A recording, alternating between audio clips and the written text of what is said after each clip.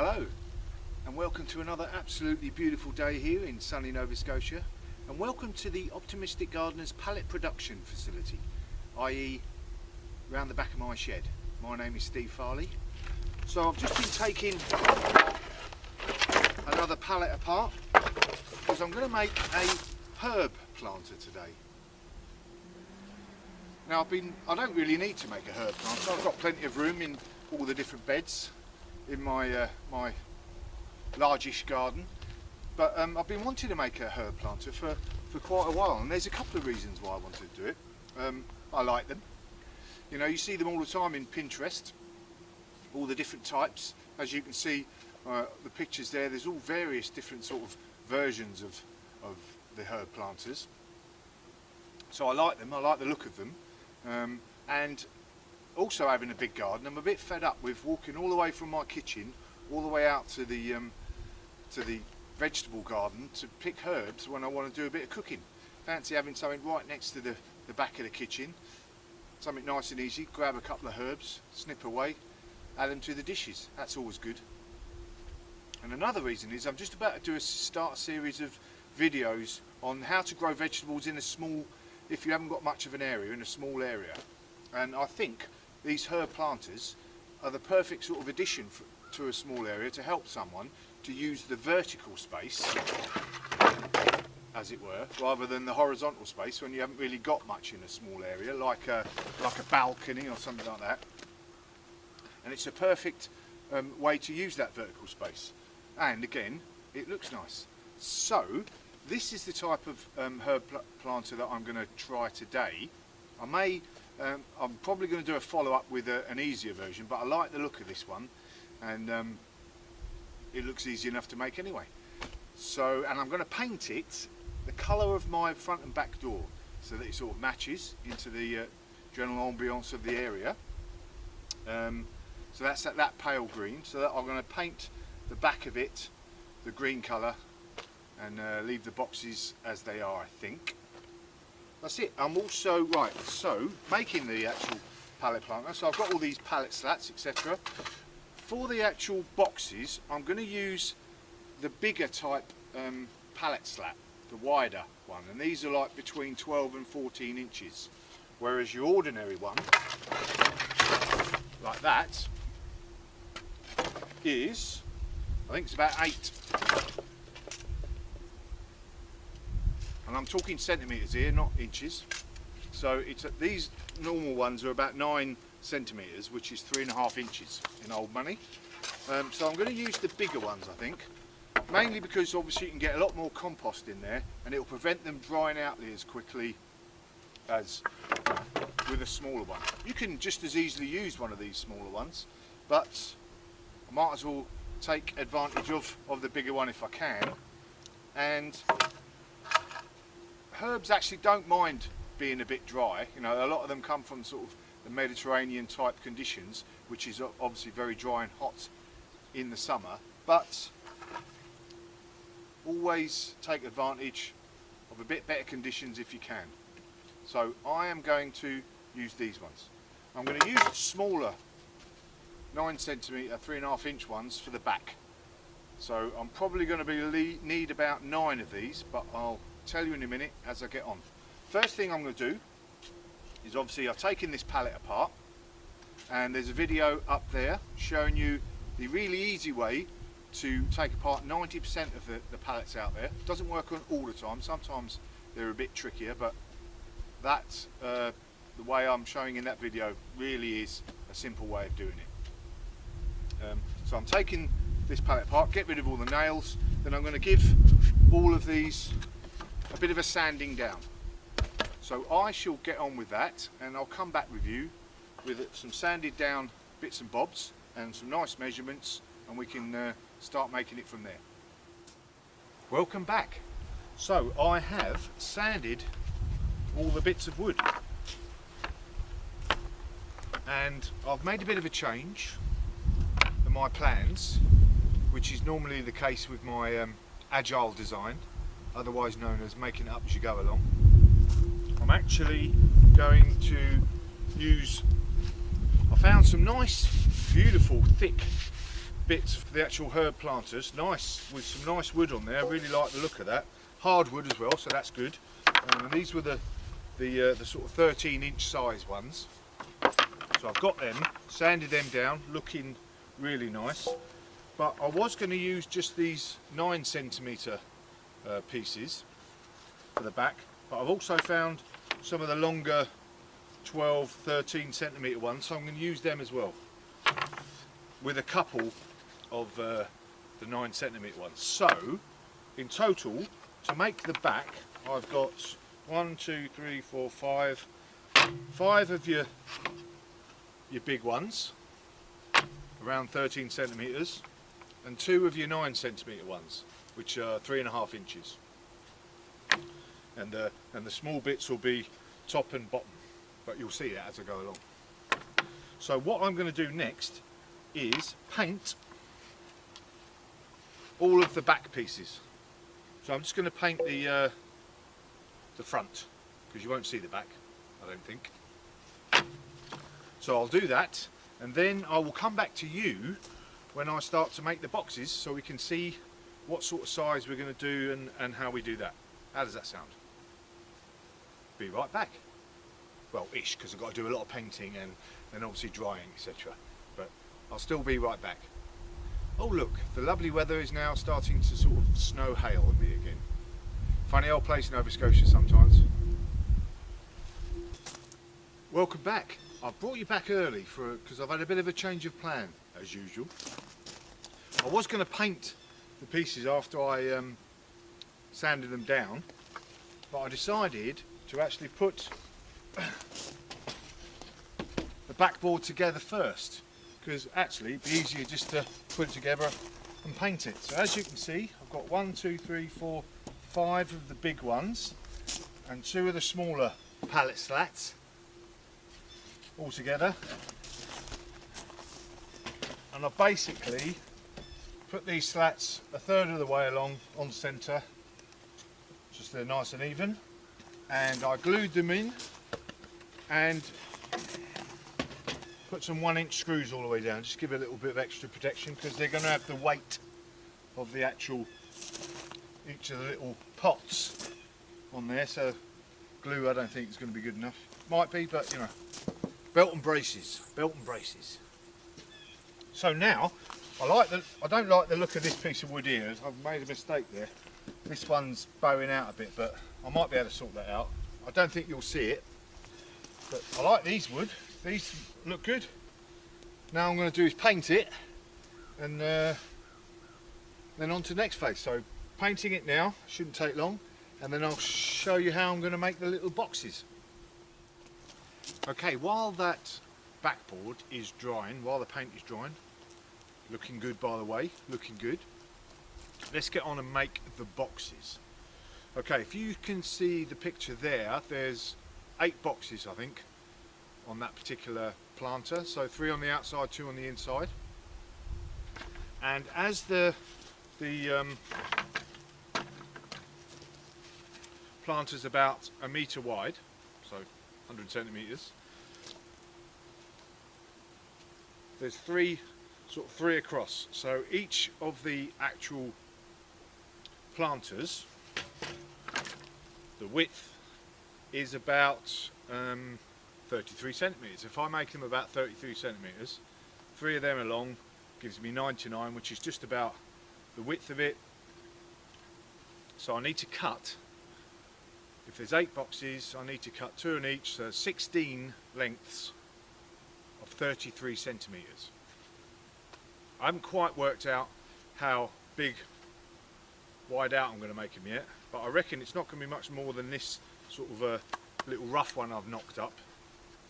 So as you can see, the long bit nails into the narrow bit. Okay, so what I'm going to do first is cut. Not sure if I've got enough for 16 lengths, but let's have a look, shall we? What I'll probably do is I'm going to do 1, 2, 3, 4. I'll do 6, and then I know how much I've got then. So enough for 6 boxes, so that's 12 lengths. No, sorry.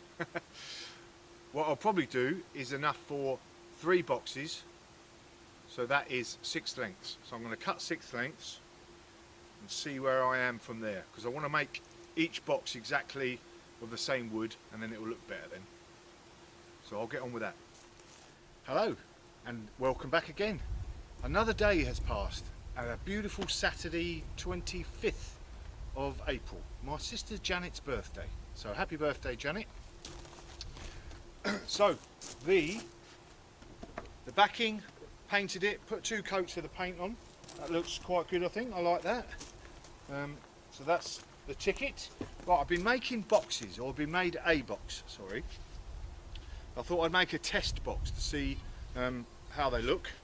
I've made a couple of design decisions that make it a bit more complicated to make this box, only slightly, but this is a beautiful sturdy box now.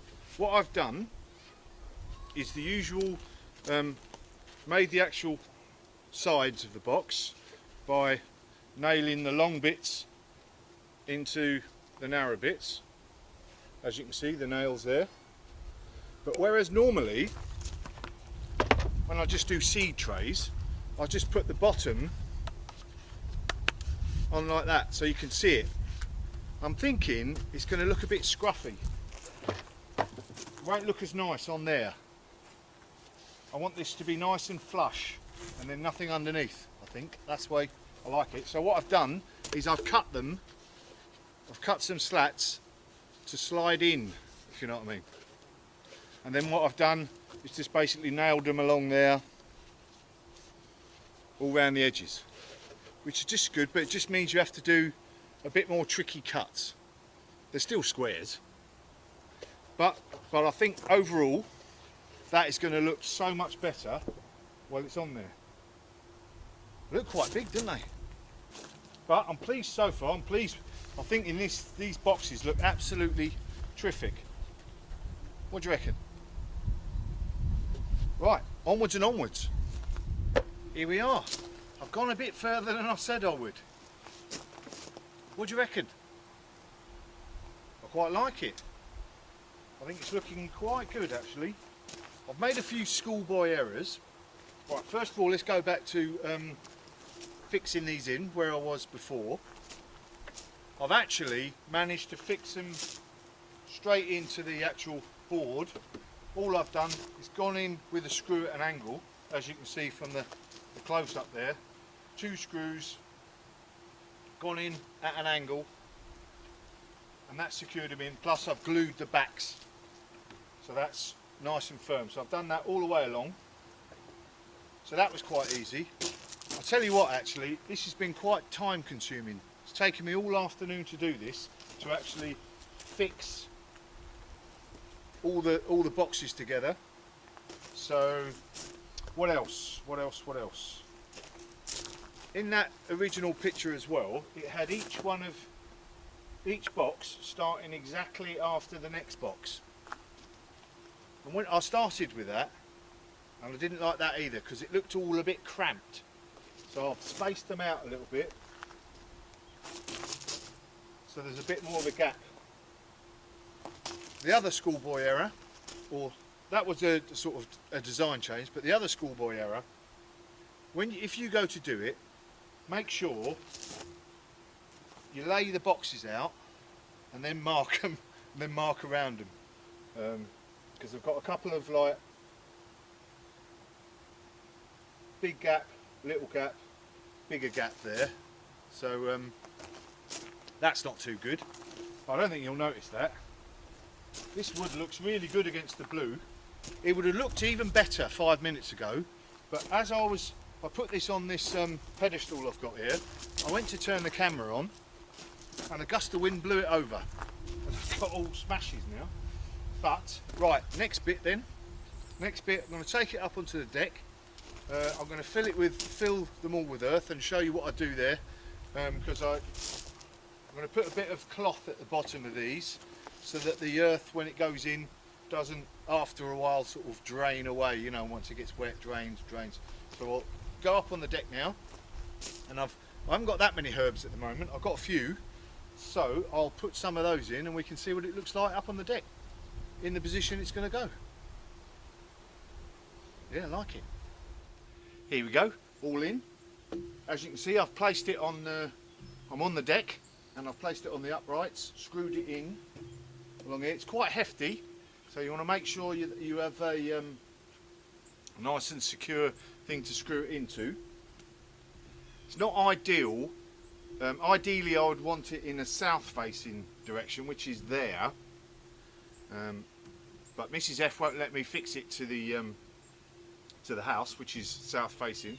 So I've got it west-facing. So as soon as the sun comes around there, mid-morning, these will have the sun on them all day, all the way into the evening time. So that's really good.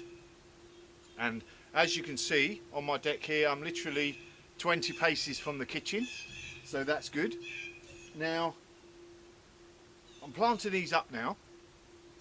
I haven't got many herbs ready to go in at the moment.